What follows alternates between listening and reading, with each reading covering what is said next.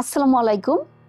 সব কিছুর সৌন্দর্য, গুরুত্ব, তার প্রতি যে মানুষের আকর্ষণ, এটি বেড়ে যায় যত্নের কারণে। আবার ঠিক উল্টোটি ঘটে যত্নের অভাবে। এখন আমাদের প্রশ্ন হলো যে নিজের প্রতি যদি আমরা যত্নশীল না হই, তাহলে আমাদের জীবনে কী ধরনের ক্ষতি হতে পারে। একজন মানুষ যখন নিজেকে নেগলেক্ট করবে বা যত্নশীল হবে না, তখন তার জীবনে কী ধরনের প্রভাব পড়তে পারে।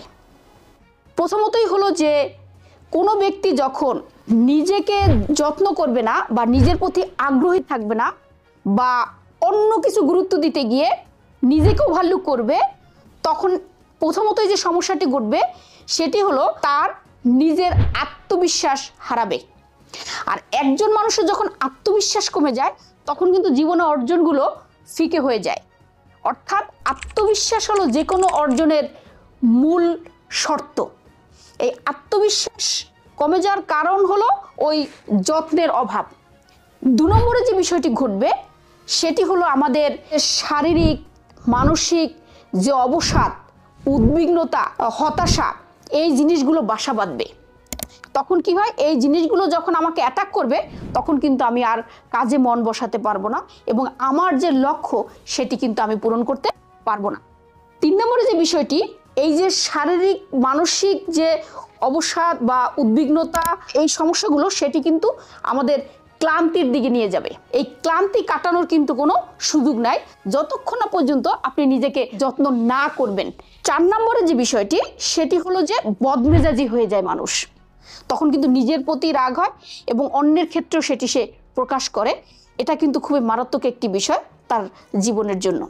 ৫ নম্বরে যে বিষয়টি থাকে সেটি হলো যে এই অযত্ন করার কারণে নিজেকে, তার মধ্যে যে এই যে আত্মবিশ্বাসের অভাব দেখা দেয়, তার মধ্যে যে এই যে সমাজের সবার সাথে মেলামেশার যে অভাব দেখা দেয়, সেখান থেকে তার সামাজিক বিচ্ছিন্নতা তৈরি হয়। আর সামাজিক বিচ্ছিন্নতা মানুষকে পিছিয়ে দেয়। Connectivity is productivity. অর্থাৎ যদি মানুষ কানেকশন বাড়াতে না পারে, মানুষের সাথে সুসম্পর্ক গড়ে তুলতে না পারে, তাহলে তার জীবনের অর্জন অনেক ক্ষেত্রে কমে যায়।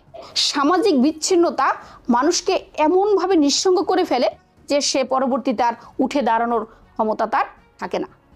কাজেই আমরা নিজের প্রতি যদি যত্নশীল না হই, তাহলে কিন্তু এই সমস্যাগুলো দেখা দেয় এবং এই সমস্যাগুলোর কারণে পরবর্তী যে প্রবলেমগুলো জীবনে রেজ করে, সেগুলো হলো প্রথমতই তার কর্মদক্ষতা কমে যায়। অর্থাৎ সে যে কাজ করে তার প্রতি তার অনীহা দেখা দেয় এবং কাজের মান তখন নিম্ন হয়। ২ নম্বরে হলো সহকর্মীদের সাথে তার সম্পর্কের অবনতি ঘটে। অর্থাৎ তার যে পরিমাণ এফোর্ট দেওয়ার কথা, সহকর্মীদের সাথে যে পরিমাণ সময় দেওয়ার কথা বা যে ধরনের কাজে লেগে থাকার কথা, সেটা সে করে না। কারণ কি, সে নিজের প্রতি যেহেতু সে অবহেলা করে, সেই তার যে মোটিভ বা গতি সেটি সে হারিয়ে ফেলে। কাজেই সে সহকর্মীদের সাথে তার সম্পর্কের অবনতি ঘটে। দায়িত্ব পালনে অবহেলা। অর্থাৎ যখন মানুষ নিজেকে অযত্নে বা অবহেলায় রাখে, তখন কিন্তু সে তার দায়িত্বের ক্ষেত্রে অবহেলা দেখা দেয় বা তার যে ধরনের সার্ভিস দেওয়ার কথা ছিল সেটি কিন্তু সে দিতে পারে না। অর্থাৎ তার দায়িত্ব থেকে সে ছিটকে পড়ে। কাজে সে দায়িত্বে তখন অবহেলা করে। চাপ এবং হতাশা বৃদ্ধি পায়।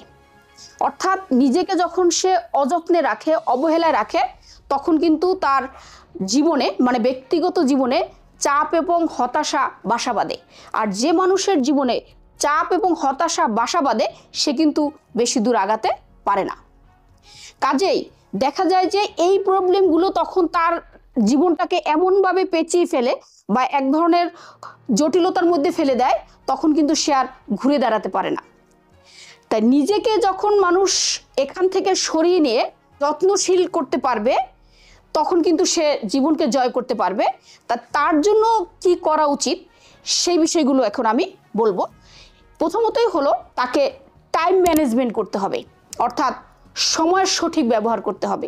কখন কোন কাজটি করবে, কতটুকু করবে, এটি কিন্তু তাকে বুঝে নিতে হবে, লিখে নিতে হবে। অর্থাৎ পরিকল্পনা অনুযায়ী আগাতে হবে। পর্যাপ্ত ঘুমাতে হবে। ঘুম হলো মানুষের জীবনের জন্য অত্যন্ত প্রয়োজনীয় একটি বিষয়। আর সারাদিন যে আমরা কাজ করি, সেগুলো ক্লান্তি দূর করার জন্যই মানুষ কিন্তু ঘুমায়। কিন্তু যদি পর্যাপ্ত ঘুম না হয়, সেই মানুষ কিন্তু অসুস্থ হয়ে পড়ে। কাজেই প্রথমতই হলো তার একটি পর্যাপ্ত ঘুম লাগবে, যা তাকে সুস্থ জীবনের দিকে ফিরিয়ে নেবে। পরবর্তীতে যেটা করবে সেটি হলো সে পুষ্টিকর খাবার খাবে, অর্থাৎ খাবার দাবারের বিষয়ে তার ভীষণ সিরিয়াস থাকতে হবে। অতিরিক্ত রিচ ফুড খাওয়া বা অতিরিক্ত তেল জাতীয় খাবার খাওয়া এগুলো থেকে বিরত থাকতে হবে, কারণ এই খাবারগুলো স্থূলতা বাড়িয়ে দেয়, তার শরীরে রোগ শোকের জন্ম দেয়। কাজে এগুলো করা থেকে বিরত থাকতে হবে। পরবর্তীতে যেটি কাজ করতে হবে সেটি হলো যে সামাজিক সম্পর্ক বজায় রাখতে হবে, অর্থাৎ নিজের প্রতি অযত্নশীলতার ফলে যে সামাজিক বিচ্ছিন্নতা তৈরি হয় সেখান থেকে বেরিয়ে আসার জন্য সুন্দর সম্পর্ক মানুষের সাথে গড়ে তুলতে হবে। লাস্টলি যেটা সেটি হলো যে নিজের অনুভূতির মূল্যায়ন। এটি হলো একেবারেই অন্যতম শর্ত। কোনো মানুষ যখন নিজের প্রতি অযত্নশীল হয় এই জিনিসটাকে মূলত ওভারলুক করে, অর্থাৎ নিজের যে মতামত বা নিজের যে চিন্তা সেটিকে সে মূল্যায়ন করে না, অর্থাৎ নিজের মতকে গুরুত্বের সাথে নিতে হবে। তখনই কিন্তু সে তার প্রতি যত্নশীল হয়ে উঠবে এবং তার স্পিরিটটা বেড়ে যাবে।